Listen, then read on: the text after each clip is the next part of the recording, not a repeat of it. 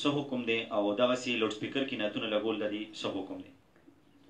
بسم الله الرحمن الرحیم رب اشرح لي صدري ويسر لي امري واحلل عقدة من لساني يفقهوا قولي. د لوډ سپیکر استعمال د نعتونو دپاره چې خلق په کورونو کې بیماران روغ ناجوړه خلق ته ډسټرب کیږي، د دې استعمال لوډ سپیکر روانه دی. دا دنیوي سہولتونه دي، د شریعت مطابق استفاده کول جایز دي، او غیر شرعي طریقې سره د لوډ سپیکرونه یا نور ایجاداتو نه فایده وشتول دا جایز نه دي. نعتونه که څوک اوري د چا شوق دی نو جواز یې شته ځان له دی اوري.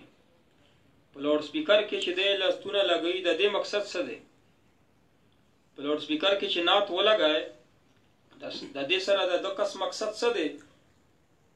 د په تیز اواز سره که خوند ورکوي کور کې په ډیک باندې لګي خلکو لا اوري. خلک چې نعتونه واوري نو نعتونو سره د خلکو کې انقلاب راځي، تبدیلی راځي. آیا او تاسو چې څنګه سوال کړی دی ملک صاحب چې نن سبا نعتونو کې هم طرز دی د سندرو په طرز باندې دی کې خو خلک کې انقلاب نه راځي، تبدیلی نه راځي، ځکه چې کم نعتونه د سندرو په طرز باندې دی اورېدل د دې ویل جایز نه دي. علماء کرام په سټیج باندې ناست وي، لوی لوی علماء کرامو نعتخوانان راپاسي بس سندره شروع کړي، وایي تور زلفان دې داسې دي او سپین زلفان دې داسې دي، توره پګړۍ داسې ده سپینه پګړۍ داسې ده. داسې خو نعت نه وي. نعت خو د نبي علیه الصلاة والسلام صفتونه دي، د نبي علیه الصلاة والسلام اقوال پکې بیانېږي، سنت پکې بیانېږي، دغه نعت دی. یا د الله جل جلاله وحدانیت ولوي پکې بیانېږي، دا حمد دی. کم طرز باندې نعتخوانان صاحبان لګي، علماء کرام په سټیج ناستي، په کار دا دي چې هغه وایي راکوز شه.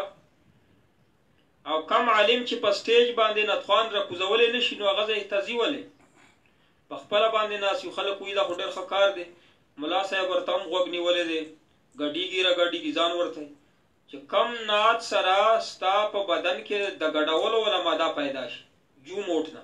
دا نعت نه دی. نعت سره سړي روح خوشحاله کېږي. نو اکثر تقریبا بلکې ټول نعتخوانان نعت نه وایي، وی خلکو کې بس د ګډا غ پیدا کو چې خلک ګډېږي را ګډېږي.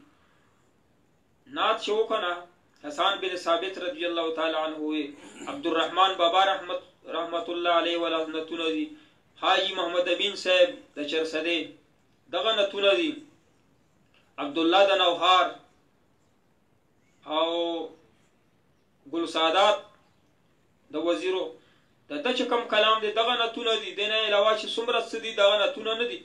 سندرې اوري نعتخوانان، الله پاک دې پرې رحم وکړي. د اخلاقو د اعمالو پکې هم د نعتخوانانو کې ډېر کمی وي.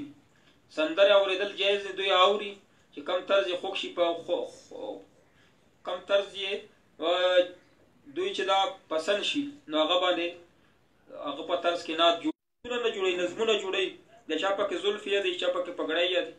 نو دغه اورېدل هم جایز نه دي، لګول هم جایز نه دي، په لوډ سپیکر هم لګول جایز نه دي.